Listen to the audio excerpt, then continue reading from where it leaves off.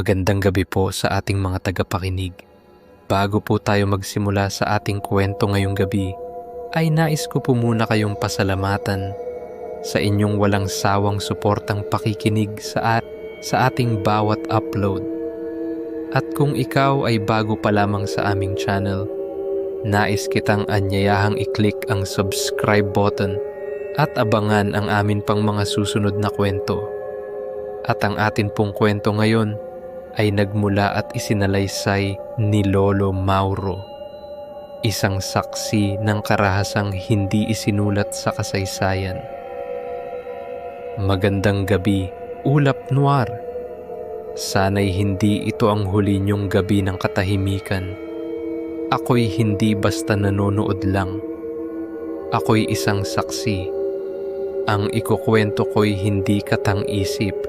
Bata pa ako nang una kong makita ang pagsiklab ng isang digmaan na hindi binabanggit sa kasaysayan. Isang giyera ng mga nilalang na ang balat ay tao, pero ang laman ay halimaw. Bata pa ako nung una kong naramdaman na may mali sa baryo namin. Baryo Santol, isang payak na pamayanan sa gilid ng kagubatan.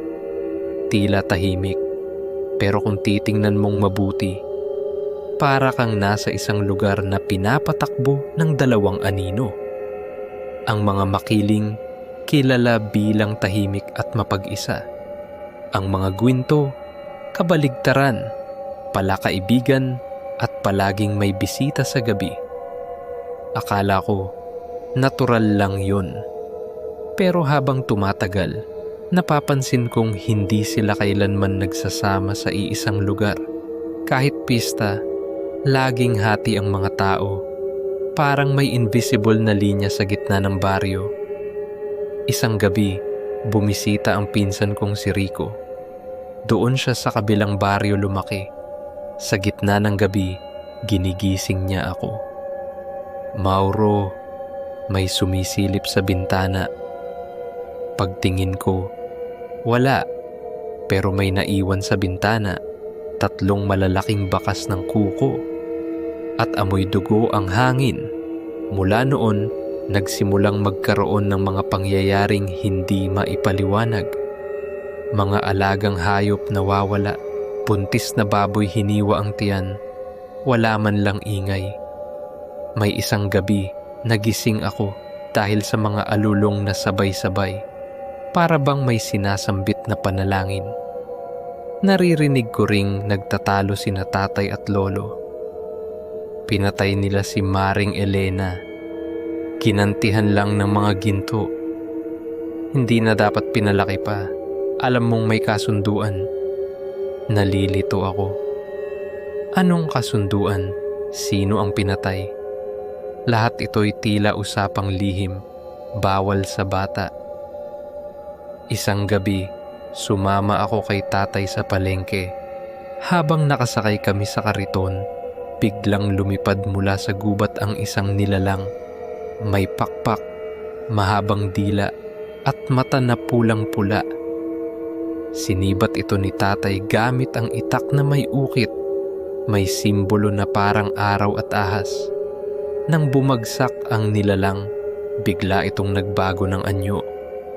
Isang lalaking kilala ko, kamag-anak namin, patay na pero nakangiti pa.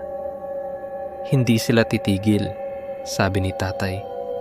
At kapag nagsimula na ang digmaan, walang ligtas. Dito na nagsimula ang lahat, kabilugan ng buwan. Sa gitna ng gabi, may apoy na nakita sa kagubatan. Napasugod ang mga tao, akala nila sunog. Pero hindi ito ordinaryong apoy. Ito'y pula, halos itim. At sa gitna ng mga apoy, 2 grupo ang naglalabanan. Ang mga makiling, madidilim ang balat, may mahahabang kuko at itim na pakpak.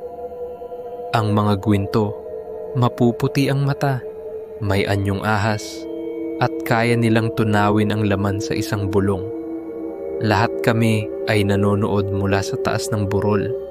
May hawak akong rosaryo habang niyayakap ako ni Inang. Pero nang makita ko si tatay na sumugod sa gitna ng gulo, halos mahimatay ako. Siya pala ang isa sa mga bantay. Mga mortal na pinagpala ng simbahan para tapatan ang mga halimaw. May itim siyang tattoo sa braso, isang krus na may mata, at ang itak niya'y sinindihan ng apoy mula sa langis ng simbahan. Isang sigaw ang gumising sa lahat.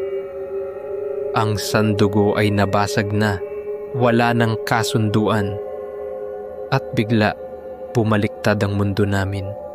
Akala ko noon, tama ang ginagawa ng tatay ko. Pero habang pinapanood ko siyang lumalaban, may isa akong napansin.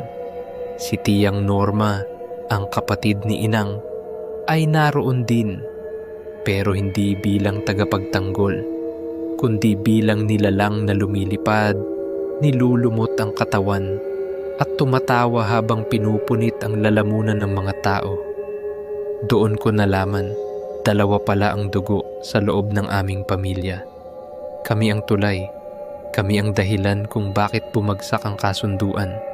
Ang mas masakit, si tatay, alam niya.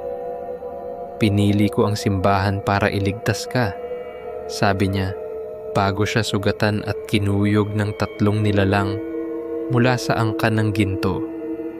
Tinanong siya ni Tiyang Norma bago siya tuluyang pumatay.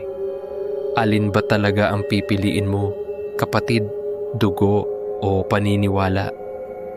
Hindi sumagot si tatay, pero nang umiyak ako mula sa burol, tumingin siya sa akin. At doon ko naintindihan. Bago kami tuluyang lumisan ng baryo, may huli kaming narinig. Isang batang lalaki na umuungol sa gitna ng kalsada. Nakayuko siya, duguan ng likod. Nilapitan siya ng isa sa mga tiyanisa sa mga guwardiya. Pero bago ito makalapit, bigla na lang siyang bumangon. Lumaki ang katawan. Lumabas ang pakpak. Lumipad. Ang batang iyon, pinsan ko. Paglipas ng panahon, lumipat kami sa lungsod. Tila tapos na ang lahat. Pero taon-taon, tuwing bilog ang buwan, may mga nawawala sa amin. Pusa, bata, minsan matanda. Akala nila serial killer, pero ako, alam ko, gising pa rin sila. Nagkukunwari sa mga mata ng syudad. Ngayong matanda na ako, alam kong malapit na ang wakas ko. Pero bago ako pumikit, may isang bagay akong kailangang gawin. Ibigay ang lihim sa susunod. Ikaw na ito. Oo, ikaw na nakikinig ngayon. Tandaan mo, may mga angkan pa ring nagkukubli. At ang mga anak nila ay malapit nang tumawid sa mundo natin. At ang digmaan, hindi ito kwentong tapos na. Ito'y panibagong simula. Kapag may narinig kang alulong sa gabi, huwag mong tingnan sa bintana. Baka kaisa na sila sa kanila. At kung makita mo silang naglalaban, huwag kang tumakbo. Tumalikod ka at magdasal. Kasi sa sandaling makita ka nila, isa ka na sa susunod na kwento ng digmaan. Kung ikaw ay may kwentong katulad nito, ipadala lang sa Ulap Noir. Baka kwento mo na ang susunod naming ilahad. Ako si Jovi ng Ulap Noir. At hanggang sa muli nating pagkikita, kung magigising ka pa, subscribe for more true Pinoy horror stories tuwing gabi sa ilalim ng ulap.